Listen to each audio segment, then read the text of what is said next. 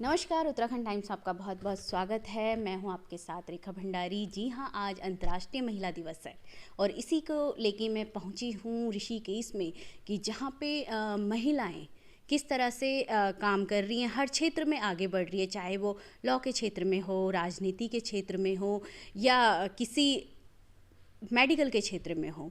तो क्या सच में महिलाओं का उत्थान हो रहा है? क्या न्याय उनको मिल पा रहा है? तो इसी को लेके हम पहुँचे हैं ऋषिकेश और यहाँ पे हम एडवोकेट सुनीता कश्यप जी से हम बात करेंगे और उनसे जानेंगे कि किस तरह के उनके पास किस केसेस आते हैं और कैसे उनको वो हैंडल करती हैं। तो सबसे पहले तो स्वागत है सुनीता जी आपका उत्तराखंड टाइम्स में।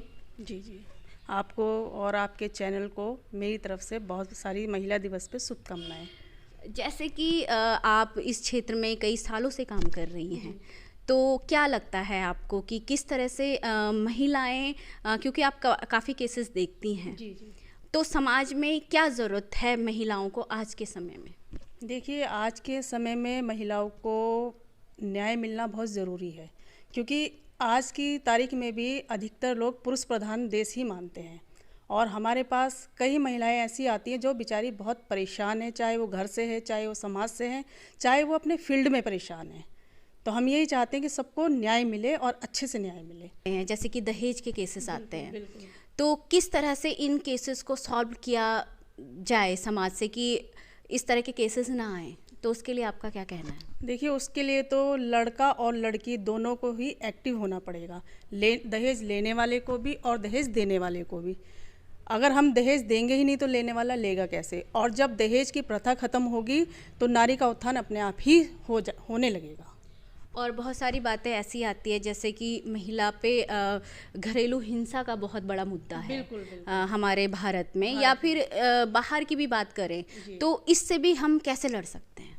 इससे भी हमें सबसे पहले तो अपनी बेटियों को स्ट्रॉन्ग करना पड़ेगा। उनको पढ़ाई लिखाई में, उनको हर क्षेत्र में, खेल कूद है, पढ़ाई लिखाई है, और उनको मानसिक रूप से हमें सक्षम बनाना होगा कि बेटा आप इतना सक्षम बन जाओ कि आपको अगर कोई आपके ऊपर हिंसा करता भी हो तो आप उसका मुकाबला कर सकें और समझा सकें, प्यार से भी और गुस्से से भी।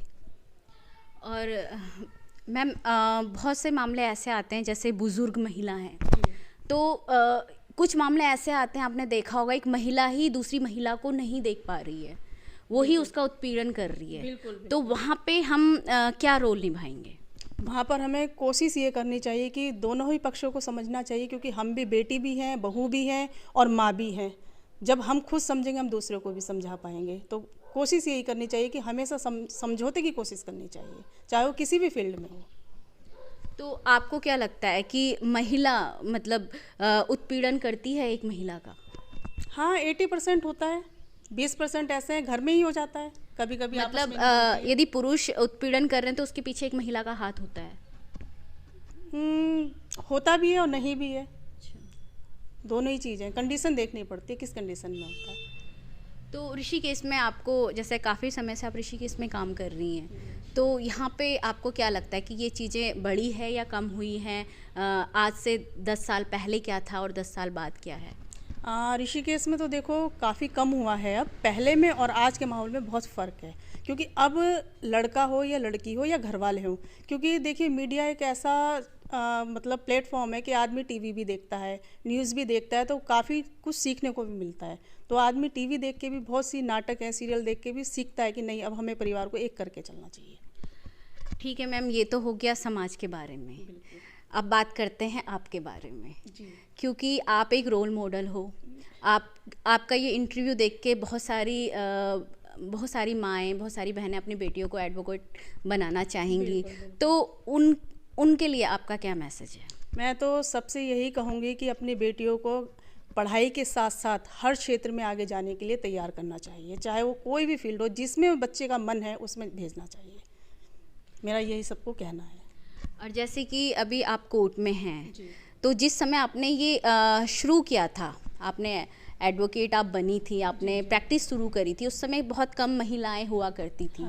तो उस टाइम आपने किस तरह से अपने आप को वहाँ पे स्टेबल किया? मतलब पुरुषों में आपने एक जगह बनाई और फिर काम किया। देखिए, जब मैंने कोर्ट में शुरू किया था तो लगभग हमारे यहाँ 300-400 वकील हुआ करते थे। उसमें केवल 3 महिलाएं अधिवक्ता थी, जिसमें मैं सबसे जूनियर थी, आज से 21 साल पहले। फिर मैंने धीरे धीरे अपने आप को, क्योंकि हमारे सीनियर्स, हमारे जो साथ के थे जितने भी, उन्होंने बहुत सपोर्ट किया और आज इस काबिल बनाया कि हम दूसरों की मदद कर सकें। जी हाँ जी। तो अंतर्राष्ट्रीय महिला दिवस में जी आप क्या मैसेज देना चाहेंगी आज की महिला युवा पीढ़ी को?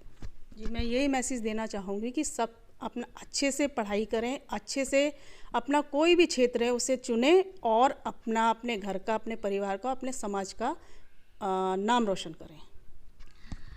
बहुत बहुत धन्यवाद आपका कि आपने हमें समय दिया। जी हाँ, आपने अभी तक सुना एडवोकेट सुनीता कश्यप जी को, और जो काफ़ी समय से ऋषिकेश में काम कर रही हैं और काफ़ी महिलाओं की इन्होंने मदद की है। आज एक रोल मॉडल की तरह ये हमारे लिए बनी हैं, और ये थी हमारी उनसे बातचीत। उत्तराखंड टाइम्स को देखते रहिए।